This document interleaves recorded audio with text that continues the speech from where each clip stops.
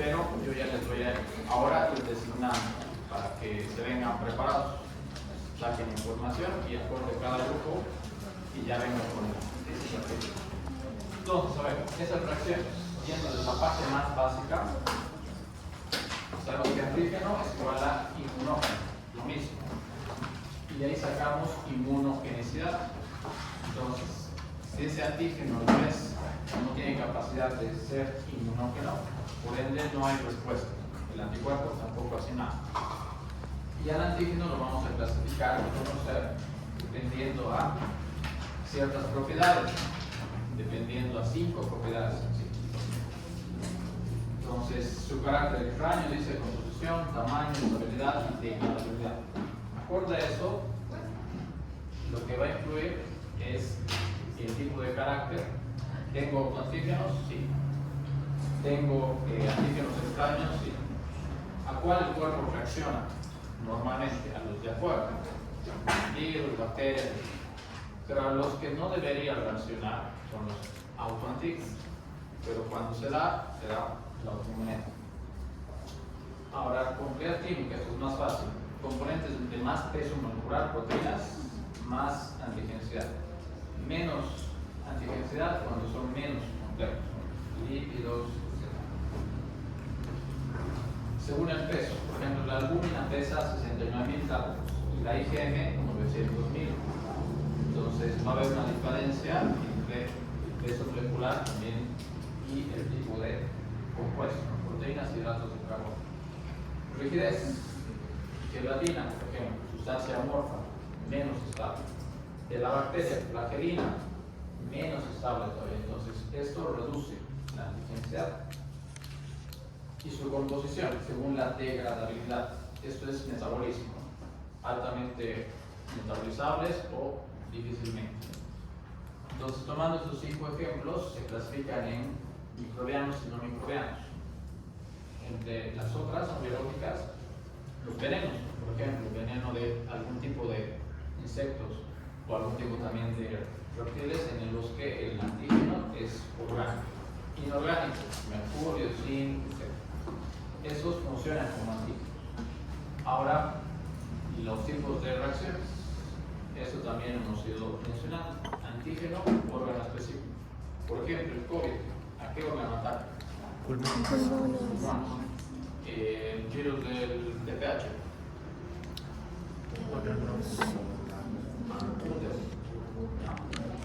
Herpes.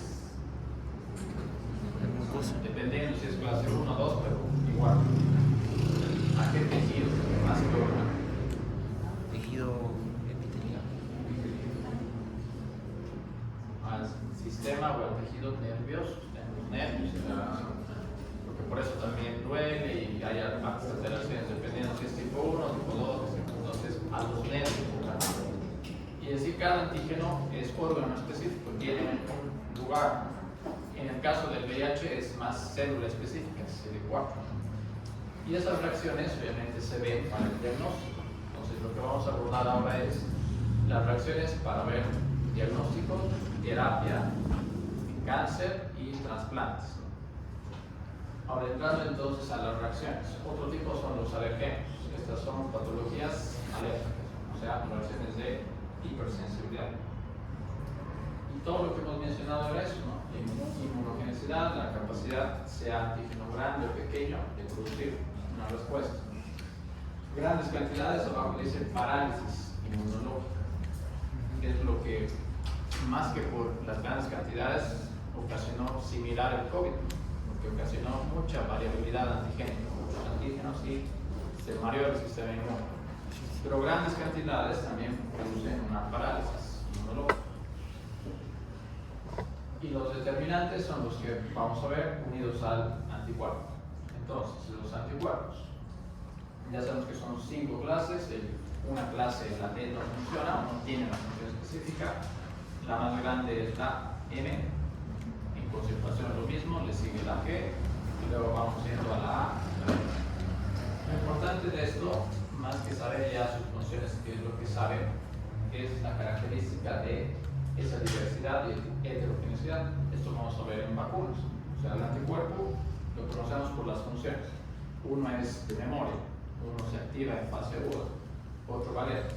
Pero para estas pruebas, realmente, o estas reacciones, necesito saber esto. La IgG, por ejemplo, tiene la capacidad de todo lo que hemos revisado, inclusive con la lactancia y la placenta, pero también tiene estas propiedades: neutralizante, precipitante, opsonizante y fijar al complemento. Son 4 funciones. De ahí salen las pruebas. En prueba de neutralización o acción neutralizante para los virus. Los neutralizan y los inhiben. Prueba de opsonización para ver si es que ese anticuerpo logra mediar la fagocitosis. Y la prueba también de fijar al complemento. Lo mismo lo hace la M. Igual va a tener precipitación, opsonización, neutralización y también fijar al complemento. Entonces, las vacunas son similares. Entonces, cuando veamos vacunas, la capacidad de esas vacunas en el cuerpo es producir anticuerpos neutralizantes y las 4 propiedades también. La A, lo mismo, capacidad neutralizante y precipitante. Y esto hemos visto también en relación al calor. De estas propiedades, por ejemplo, la A es un anticuerpo en particular porque está, como dice ahí, en líquidos biológicos, no así tanto en sangre, ¿no? Está en líquidos cefalorraquídeos, secreción bronquial, saliva, está en heces. Entonces, por eso decíamos que era tracto respiratorio y también gastrointestinal. Y la D, a la D no le damos bola porque no tiene funciones, por ende la E, que solamente va a responder, como dice abajo, a la hipersensibilidad. No tiene las otras acciones de los 3 tipos de anticuerpos. Doctor, la D no estimula la maduración de los linfocitos B en células plasmáticas. O sea, no está presente en la superficie del linfocito. Se dice que se da, hasta inclusive hay un cierto porcentaje que se da también por la placenta y por el calor, pero hay varios artículos científicos que, obviamente, por las evidencias, dicen que la D realmente no tiene una función propia. Entonces puede ayudar a la maduración en sí, pero como respuesta ante un patógeno, entonces no se activa. O sea, sí está circulando, pero no tiene una respuesta activa. ¿Qué está haciendo? Ya. En la próxima, sales más, no hay problema. No te vas a retrasar.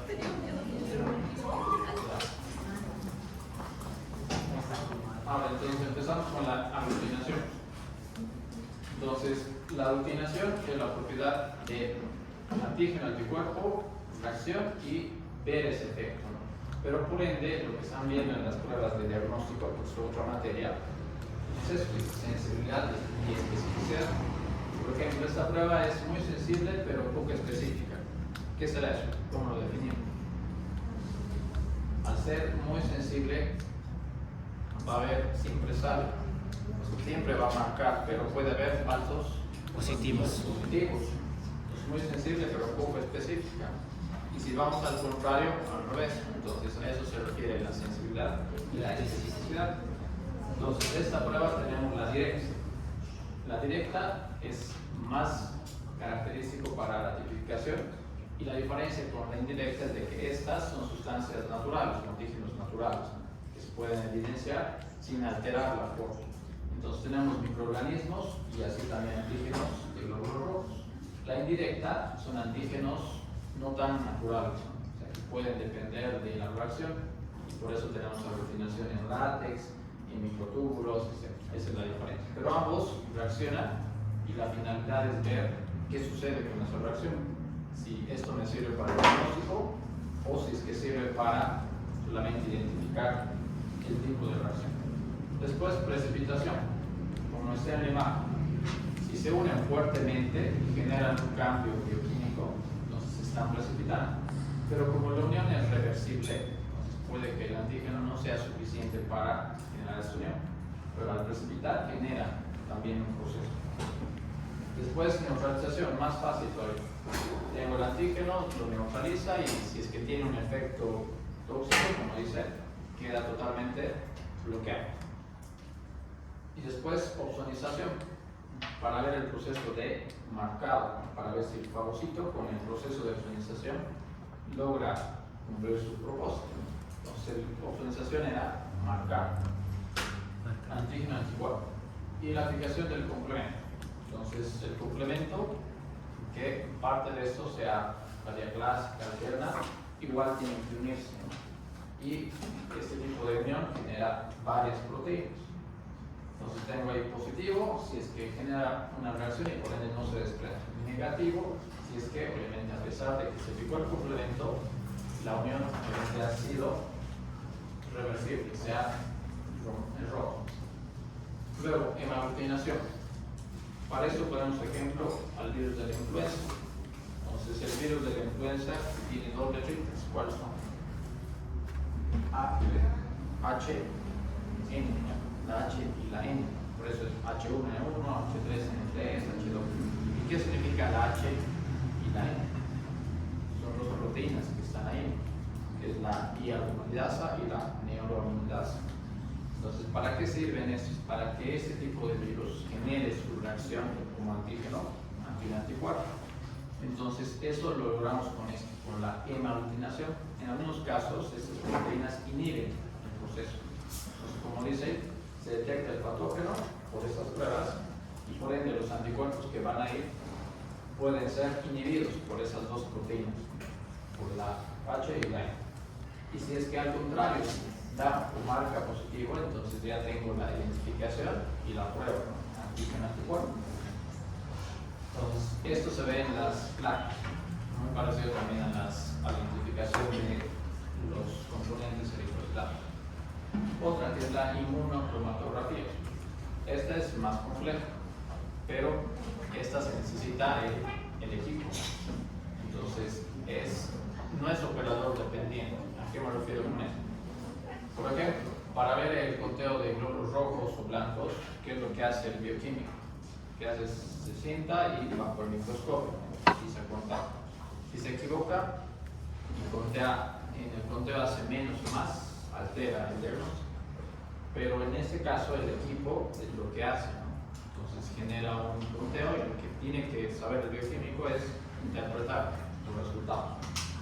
Entonces esta, junto con la que vamos a ver que es la citometría, son de alta tipo de características, de alta tecnología. Y la parte terapéutica, entonces el anticuerpo monoclonal. ¿Qué significa monoclonal? ¿Qué le suena? Se duplica Una clona, o sea, una formación reformada, algo precreado. ¿Y de dónde saldrán esos anticuerpos reformados? El ejemplo en medicina del animalito que siempre es sujeto de experimentos es el ratón, de un ratón. Entonces los anticuerpos que se han ido descubriendo parten de determinantes del ratón combinados o humanizados plenamente. ¿Y eso para qué me sirve? ¿Recuerdan los anticuerpos o los fármacos MAP al final? Que terminan en MAP, rituximab, tocilizumab, etc. Parten de ahí, son monoclonales.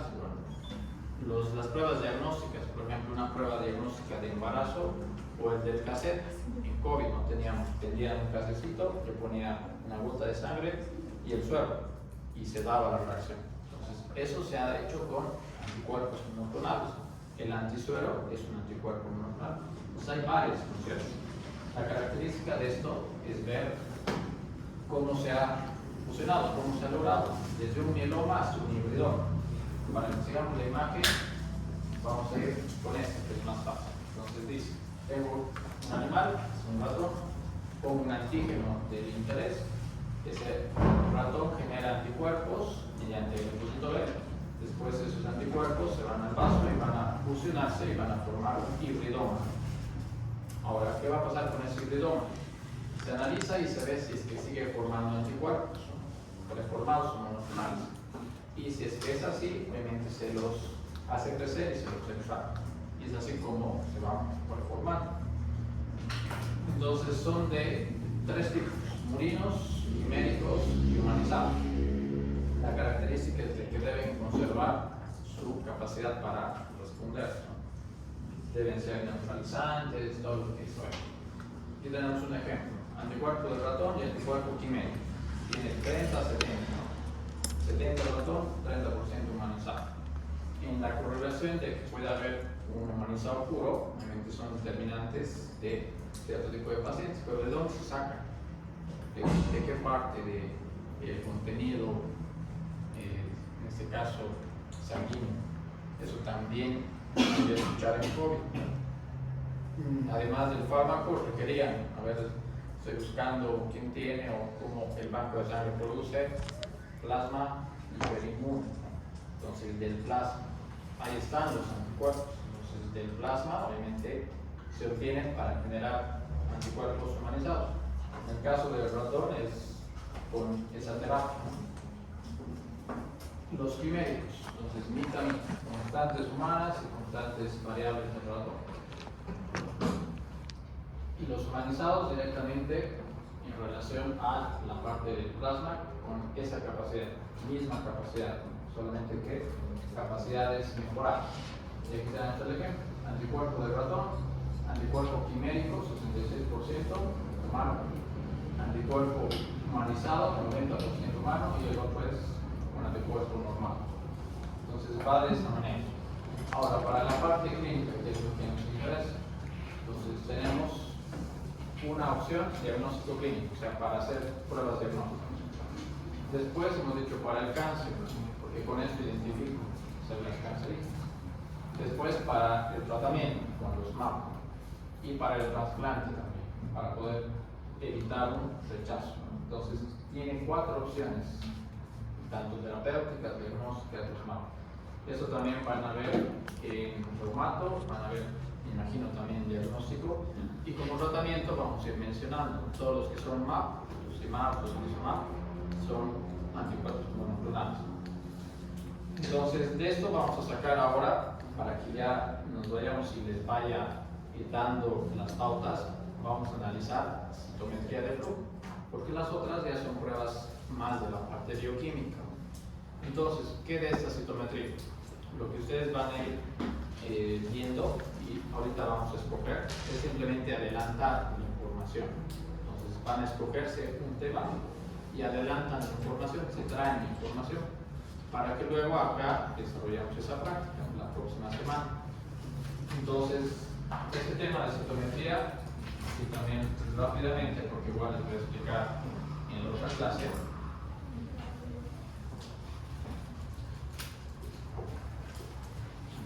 Entonces vamos a ver la importancia de la citometría. Como ven, es un equipo, es una máquina. Este equipo hace el conteo de células de 1000 a 5000 por segundo. Entonces, si yo hago un conteo, por ejemplo, para VIH, para CD4, ¿cuántos podría ser en un día? En pacientes, varios. A diferencia del conteo tradicional, entonces utiliza cierto tipo de tecnología, pero también es parecido a la que prueba emite un color así, un destello, tanto verde, rojo, y eso utiliza la fluorescencia, entonces es parecido a la inmunofluorescencia también. Entonces, dependiendo de eso, yo tengo que ir viendo más que los pasos, porque no somos bioquímicos, estamos viendo los reportes, o sea, más que eso, el reporte, ¿no? O sea, interpretar los pasos. Entonces, a ver, les voy a ir viendo y mostrando hasta las aplicaciones exclusivamente. Eso es lo que vamos a trabajar para la próxima clase. Entonces, somos 7 grupos, necesitan escogerse 7 temas, pero no se van a amotinar con los temas, van a ir escogiendo, no sé, democráticamente. Okay. ¿Cómo al sorteo? Usted dígalo. Que lo hagan, ¿sí?